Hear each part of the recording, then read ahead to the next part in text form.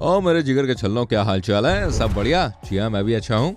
अच्छा भाई लोगों, बॉडी बिल्डिंग का क्रेज तो सभी लोगों में होता है। हालांकि उनमें से कुछ बॉडी बनाने में सफल होते हैं तो कुछ बिना मेहनत के ही सिर्फ सोचते रहते हैं। दुनिया भर में देखिए कई सारे ऐसे बॉडी बिल्डर्स हैं जिनकी बॉडी देखकर आप ही नहीं, कई दमदार मेल बॉडी बिल्डर भी भाई भौचक्के रह जाएंगे। दोस्तों, बॉडी बिल्डर्स की सबसे बड़ी खासियत ये होती है कि सिचुएशन कैसी भी हो, लेकिन वो काफी इंप्रेसिव और काफी अट्रैक्टिव लगते हैं।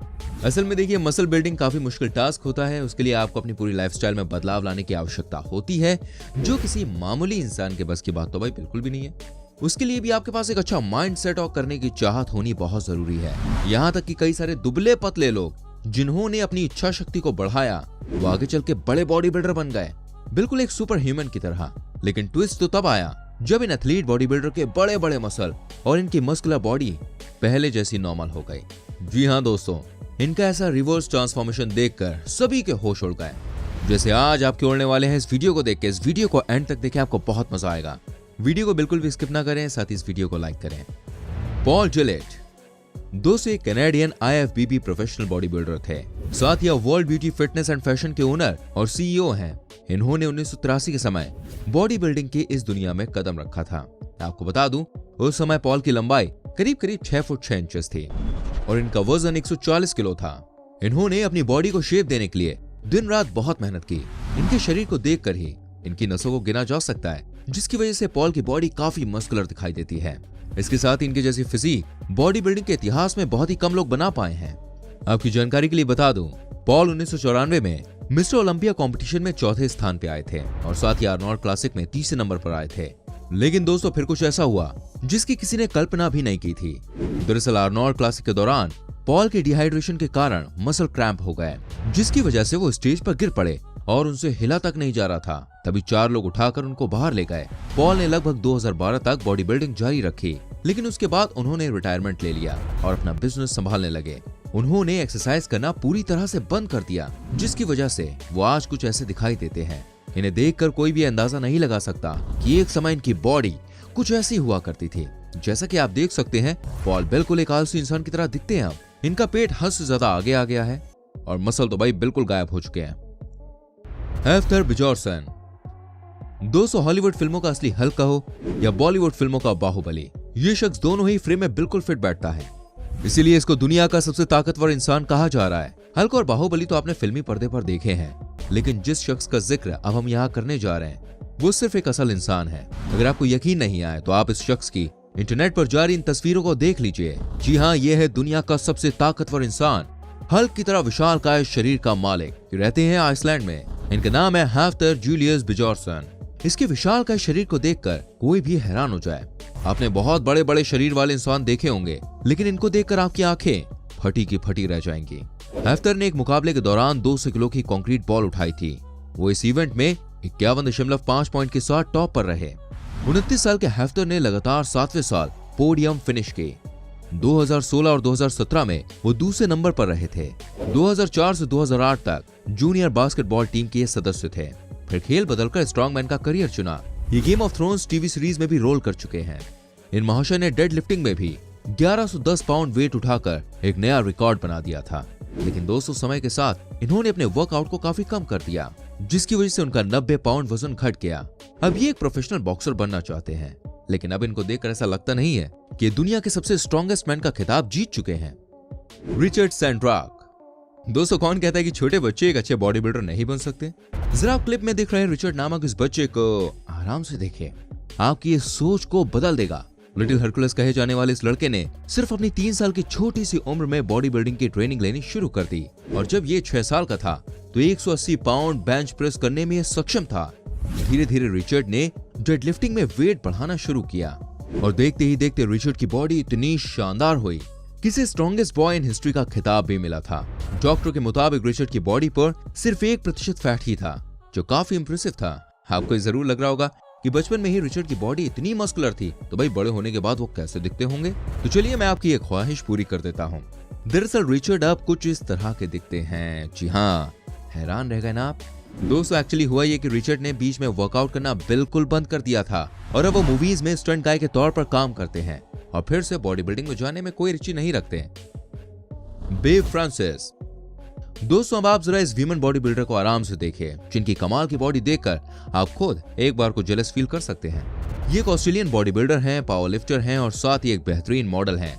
इन्होंने अपनी करियर की शुरुआत में जिम में काफी पसीना बहाया और तब जाकर इन्होंने कई मिस ओलंपिया कंपटीशन में पहला नंबर अर्जित किया। इसके अलावा उनका बेंच प्रेस में 335 पाउंड, स्क्वाड में 507 पाउंड उठाने का भी रिकॉर्ड है। ये उनकी जिंदगी की सबसे बड़ी अचीवमेंट थी, क्योंकि अब आप जरा इस महिला को देखिए, ये कोई और नहीं बल्कि ये बेव फ्रांसिस ही हैं। इनका शरीर अब आम महिलाओं की तरह है। एक समय पर ये दुनिया की सबसे पावरफुल बॉडी बिल्डर कहलाने वाली बेव अब कुछ ऐसी हो गई हैं। उस जमाने में इनकी फिटनेस देखकर भाई हर कोई हैरान होता था। अब बेव न्यूयॉर्क के जिम में नए नए एथलीट्स को ट्रेन करती हैं। मुस्तफा मोहम्मद। दोस्तों अब एक और बॉडी बिल्डर से आप मिलिए। इनकी बॉडी किसी मॉन्स्टर की तरह दिखाई दे रही है। मुस्तफा ने जब बॉडी बिल्डिंग की शुरुआत की थी तो उन पर किसी की नजर नहीं पड़ी, लेकिन जब कुछ दिन बॉडी बिल्डिंग से दूर रह के उन्होंने ऐसा कमबैक किया जिसको देखकर भैया सभी की आंखें खुली खुली रह गईं। 26 साल की उम्र में इन्होंने 2 वर्ल्ड टाइटल जीतकर ये साबित कर दिया कि ये काफी बेहतरीन बॉडी बिल्डर्स में से एक है। आखिर में अपने अच्छे प्रदर्शन और अपनी मस्कुलर बॉडी से लोगों के दिल में अपनी जगह बनाने के बाद इन्होंने बॉडी बिल्डिंग के करियर को अलविदा कह डाला और फिर तकरीबन 10 साल बाद जब इन्होंने फिर से वापसी की तो ये फिर से बॉडी बिल्डिंग में ये मुकाम हासिल करने में नाकाम रहे। लेकिन इन्होंने ऑस्ट्रेलिया में एक जिम खोला और वहां बाकी एथलीट्स को ट्रेन करना शुरू किया। हालांकि उनकी बॉडी भी काफी कम हो गई पहले से। जीन पियर फॉक्स। 1990s के दौर में इन्होंने बॉडी बिल्डिंग की शुरुआत की थी। ऐसे में भाई इनका फ्यूचर काफी ब्राइट दिख रहा था, क्योंकि इनके विशालकाय और भारी भरकम शरीर को देखकर अच्छे लोगों के पसीने छूट जाते थे। स्विस बॉडी बिल्डर जीन पियर फॉक्स ने अपनी ट्रेनिंग सिर्फ 16 साल की उम्र में ही शुरू कर दी थी और उसके 2 साल बाद ही इन्होंने स्विस कप जीता था, जिसकी वजह से उनका कॉन्फिडेंस और बढ़ा और उन्होंने मिस्टर ओलंपिया और आर्नोल्ड क्लासिक में लाजवाब प्रदर्शन किया, जिसकी वजह से बॉडी बिल्डिंग की दुनिया में उनका नाम काफी ऊपर आया। लेकिन दोस्तों 2002 में शायद इन्हें किसी की नजर लग गई, क्योंकि तब उनके साथ एक ऐसा इंसिडेंट हुआ जिसके बाद उन्हें बॉडी बिल्डिंग को ना चाहते हुए भी अलविदा कहना पड़ गया। 2002 में जब फोटो सेशन के लिए स्क्वाट लगा रहे थे और इसके लिए उन्होंने हद से ज्यादा वेट उठाने का ट्राई किया, जिससे इन्हें काफी मुश्किलें हो गईं और आगे काफी बड़ा खामियाजा भुगतना पड़ा। वेट उठाने के समय अचानक इनका बैलेंस बिगड़ गया और ये अपने घुटनों के बल काफी बुरी तरह से गिर पड़े, जिसकी वजह से इनके घुटनों में काफी ज्यादा इंजरी हुई। 4 घंटे की सर्जरी के बाद इनका घुटना तो ठीक हो गया था, लेकिन फिर डॉक्टर्स ने इनको वेट उठाने से मना कर दिया। जैसे कि आप क्लिप में देख सकते हैं, बॉडी बिल्डिंग से दूर रहने के कारण अब इनका सारा वेट और मसल्स लॉस हो चुके हैं और अब वो बिल्कुल एक आम इंसान की तरह दिखते हैं। Bob Paris. दोस्तों बॉब पेरिस अपने समय के सबसे सफल और बेहतरीन बॉडी बिल्डर थे।